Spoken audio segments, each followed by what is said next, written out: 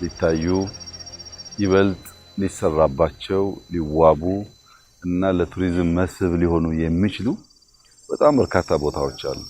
በተለይ ደግሞ ምዕራብ ኢትዮጵያ የሚባለው ከዚህ ጅማን ይዘህ ዳውሮን፣ አርባ ምንጭን፣ ወላይታ ሶዶን፣ ሚዛን ተፈሪን፣ ቦንጋን፣ ኢሉባቦርን እስከ ጋምቤላ አካባቢ ድረስ ያለው ቤደሌን፣ ከፊል ወለጋን ይዘህ የምታየው ቦታ በጣም ቡና በስፋት ያለበት የጫካ ደን በስፋት ያለበት ተራራማ ነገር ግን በጫካ በዛፍ የተሞላ ነው።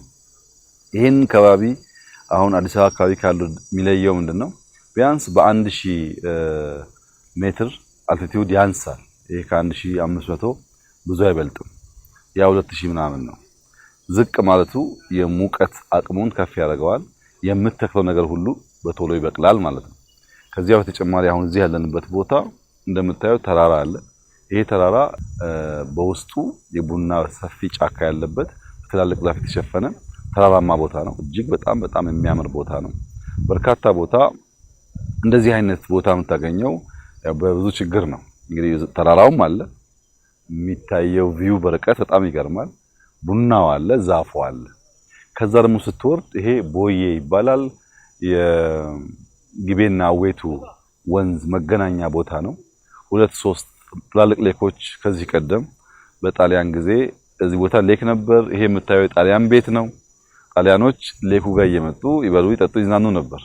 እነሱ ከወጡ በኋላ አሁን ያለው ፋሽን አሁን ያለው የከተማ ስሪት ፋሽን ላስቲክ ቤት፣ ቆርቆሮ ቤት፣ አስፋልት ዳር መለጠፍ ስለሆነ እንደዚህ አይነቱን ውብ ጅማ ሳይሆን የተለጣጠፈውን ላስቲኩን ቆርቆሮውን ጅማ እንድታይ ሆኗል። ውበትን የምናይበት ውበትን የምንሰራበት ውበትን የምናደንቅበት መንገድ የኛን ልክ የሚገልጥና የሚያሳይ ነው። በቆሸሸ ነገር ውስጥ ምንም ገንዘብ አይገኝም ልልህ አልችልም። ነገር ግን በቆሸሸ ቦታ ስፍራ ላይ የሚገኝ ገንዘብ አብሮ የሚገኝን በሽታ ለማከም ለመታደግ የሚያስችል አይደለም እና ውሃን፣ ዛፍን፣ ጫካን፣ ሰፋፊ መስኮቹን የሚያምሩ ቦታዎች በምናይበት ሰዓት ትናንሽ የሰው እጅ ስራ ቢታከልበት ምን ሊሆን እንደሚችል መገመት ትችላለህ። አሁን ይህ ቦታ በአዲሱ የገበታ ለትውልድ ከተመረጡ ቦታዎች አንዱ ነው። ዛፉ አለ፣ ጫካው አለ። እንዳየው በጣም ትላልቅ ሌኮች አሉ። ትናንሽ ስራ ይፈልጋሉ። ይሄ ሌክ በሳር ተሸፍኖ ስሩ ውሃ ቢሆንም በሳር ተሸፍኖ ጠፍቶ ነበር።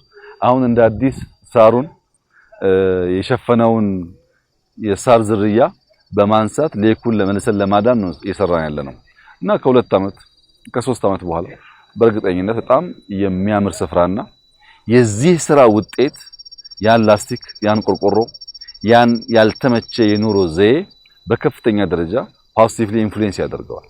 ካልጠፋ ቦታ እዚህ ቀይ አፈር አለ፣ ሸክላ አለ፣ ቡና አለ፣ ሻይ አለ፣ ሩዝ አለ፣ ስንዴ አለ። በጣም በርካታ ስራዎች አሉ። ከፍሩት አንፃር እዚህ ቦታ አብቅለህ ተክለህ የማይበቅል ነገር የለም። የሰው ልጅ ለምግብ ፍጆታ የሚሆነውን ነገር በቅርበት ተክሎ ማግኘት የሚችል ከሆነ በሌላ መንገድ ከግንባታ አንፃር በርከት ያለ ድንጋይ አይገኝም። ግን ቀዩ አፈር ቫልዩ አር ተደርጎበት በሸክላ አማካኝነት ለቤት ስራም ሌሎች ግንባታዎች ሊውል ይችላል። እንጨት አለ፣ ሸክላ አለ። መስታወት የሚቸግርህና የምታመጣው ነገር እንዳየው ሶፋ፣ የእንጨት ስራ፣ የበር ስራ በሙሉ ያው ጅማ አካባቢ ሙያውም አለ። እነዚህን ነገር አስተሳስረን መቀየር ያስፈልጋል ከባቢያችንን። ይሄ ሲባል ይሄ ስራ ቀላል ነገር አይደለም። ጊዜ ይፈልጋል፣ ገንዘብ ይፈልጋል፣ አይዲያ ይፈልጋል። ያንን ፋውሎ አድርጎ ወደ ተግባር መቀየር ይፈልጋል። አድካሚ አታካች ስራ ነው። አታካች ያልሆነና የቀለለ ስራ ደግሞ ላስቲኩ ነው። ከተማ ውስጥ ያየኸው ነው፣ ቆርቆሮ ነው።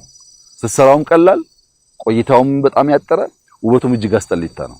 እንደዚህ ውብ ነገር ስትሰራ ጊዜ ይወስዳል፣ ገንዘብ ይጠይቃል፣ ያደክማል።